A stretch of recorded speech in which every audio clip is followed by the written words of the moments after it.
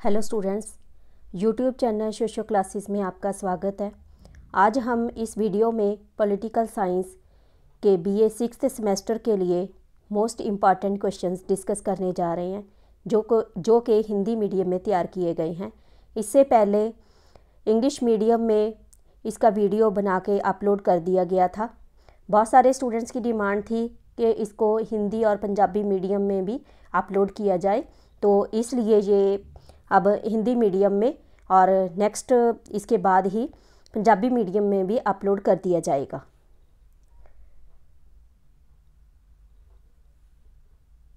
इस पेपर का नाम है international politics theory and practice.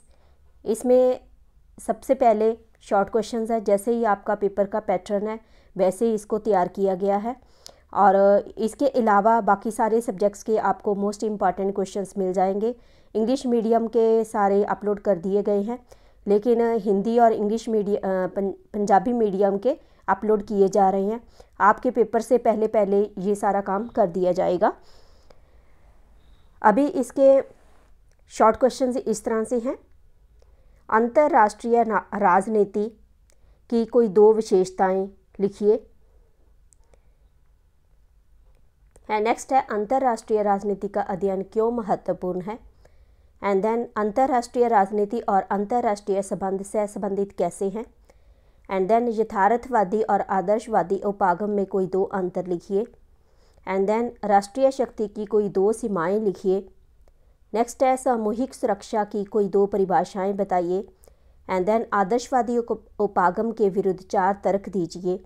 And next है यथार्थवाद की मॉर्गेंथ्यू की समझ क्या है। एंड देन राष्ट्रीय शक्ति किस प्रकार भूगोल पर आधारित है। एंड देन सामूहिक सुरक्षा की दो मूलभूत मान्यताएं लिखिए। नेक्स्ट है सामूहिक सुरक्षा का उद्देश्य क्या है। एंड देन शीत युद्ध की समाप्ति के बाद एक ध्रुवीय विश्व का उदय क्यों हुआ। एंड नेक्स्ट है बहु ध्रुवीय विश्व से आप क्या समझते हैं। एंड नेक्स्ट विश्व व्यवस्था क्या है। एंड नेक्स्ट है बहु ध्रुवीय विश्व व्यवस्था क्या है।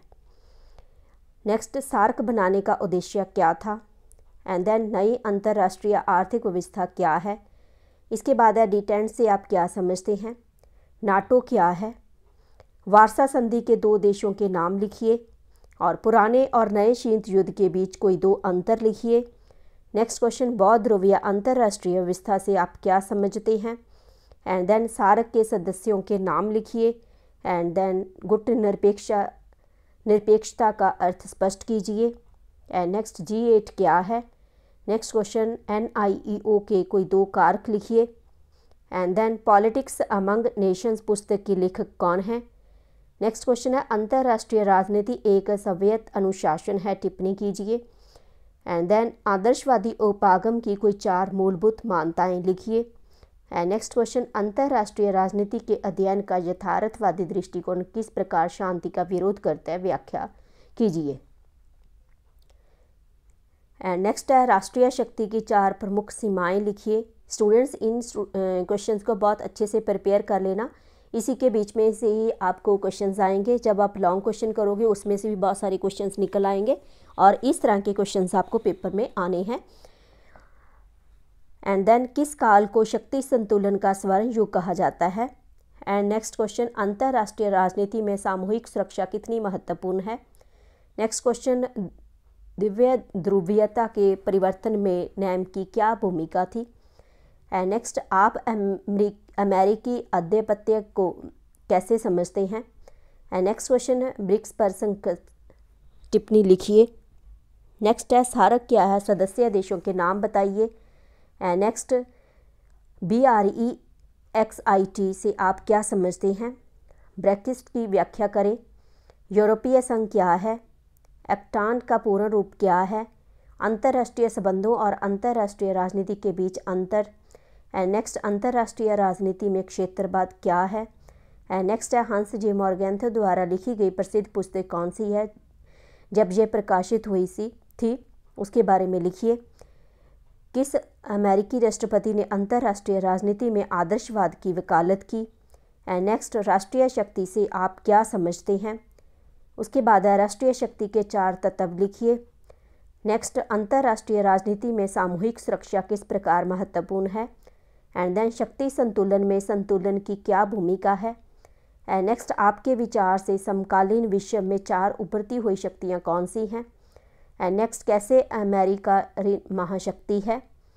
एंड देन ब्रिक्स देश कौन से हैं। अरब बसंत क्या है। सार्क सचिवालय और दक्षिण एशियाई विश्वविद्यालय कहाँ स्थित है। एंड नेक्स्ट, ब्रेक्सिट यूरोपीय संघ से कैसे संबंधित है। अंतर्राष्ट्रीय राजनीति की कोई 2 विशेषताएं लिखिए। एंड देन सामूहिक सुरक्षा की कोई 2 परिभाषाएं लिखिए। एंड नेक्स्ट क्वेश्चन है, सामूहिक सुरक्षा तथा शक्ति संतुलन में कोई 2 समानताएं बताइए। पुराने और नए शीत युद्ध के बीच कोई 2 अंतर लिखिए। बहुध्रुवीय अंतर्राष्ट्रीय व्यवस्था से आप क्या समझते हैं। NIEO को परिभाषित कीजिए और इसके कोई 2 कारक लिखिए। ये शॉर्ट क्वेश्चन थे स्टूडेंट्स, आप इसकी तैयारी बहुत अच्छे से कर लेना। इसी में से पेपर आना है और पेपर कैसे आता है आपका, कैसे होता है, इसके बारे में कमेंट करके ज़रूर बताना।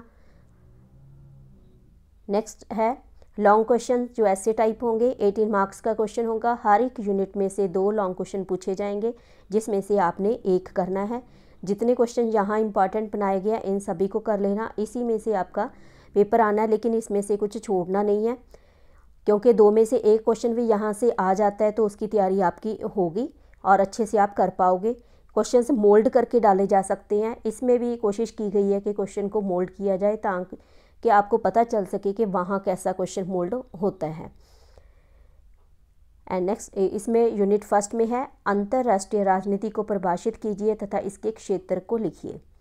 एंड देन अंतर्राष्ट्रीय राजनीति को परिभाषित कीजिए, इसके क्षेत्र एवं उपयोगिता की चर्चा कीजिए। ये क्षेत्र के बारे में पूछा जा सकता है, जहाँ दोनों चीज़ें पूछी गई हैं, क्षेत्र और उपयोगिता, और इनके मार्क्स अलग अलग लगते हैं। जैसे इसकी डेफिनेशंस दोगे उसके अलग मार्क्स हैं, क्षेत्र के अलग हैं, उपयोगिता के अलग, तीनों में डिवाइड किए जाएंगे इसमें 18 मार्क्स को।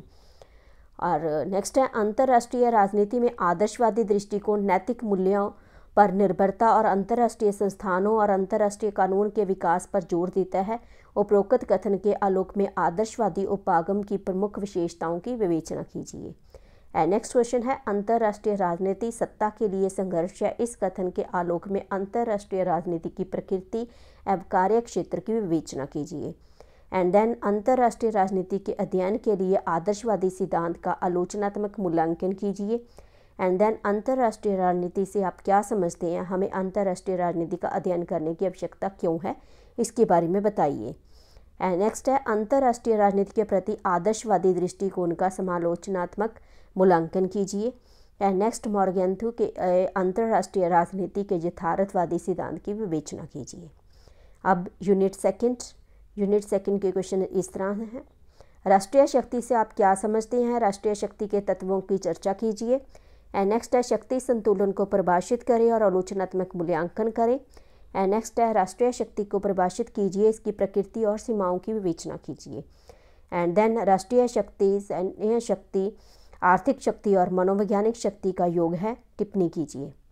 स्टूडेंट्स, इसके अलावा आपको सभी सब्जेक्ट्स के मोस्ट इम्पॉर्टेंट क्वेश्चन, सिलेबस, इसके वीडियो यहाँ मिल जाएंगे। प्लेलिस्ट अपने सेमेस्टर की खोल सकते हो, वहाँ से अपने पेपर की तैयारी कर सकते हो। सोशियोलॉजी के पूरे नोट्स भी तकरीबन डाले जा रहे हैं और पंजाबी कंपलसरी के भी डाले गए हैं, और बाकी सब्जेक्ट्स के आपको हिंदी और पंजाबी में भी ये सारे मोस्ट इम्पॉर्टेंट क्वेश्चंस मिल जाएंगे। बेफिक्र हो कि आप यहाँ से तैयारी कर सकते हो।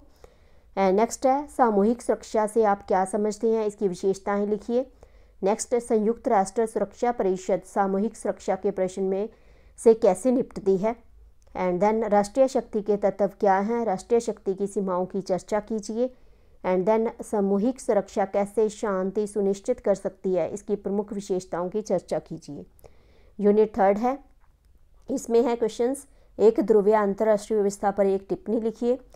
एंड देन उभरती हुई विश्व व्यवस्था की प्रकृति की विशेषताओं को लिखिए। एंड देन एक ध्रुवीय व्यवस्था क्या है, समकालीन अंतर्राष्ट्रीय संबंधों में इसकी स्थापना के लिए उत्तरदायी कारकों को लिखिए। एंड देन विश्व व्यवस्था पर कोविड-19 के प्रभावों को लिखिए। एंड देन बहुध्रुवीय विश्व से आप क्या समझते हैं, शीत युद्ध की समाप्ति के बाद इसके उदय के कारणों की विवेचना कीजिए।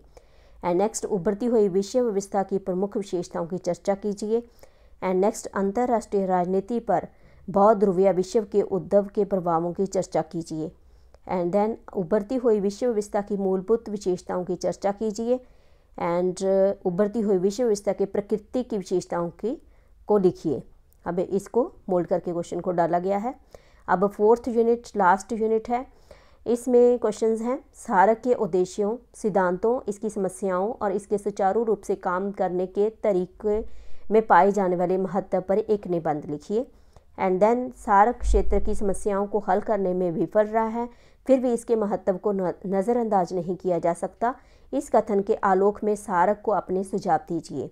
एंड नेक्स्ट है सारक ने अपने पूरे अस्तित्व में जिन समस्याओं का सामना किया है उन पर चर्चा करें।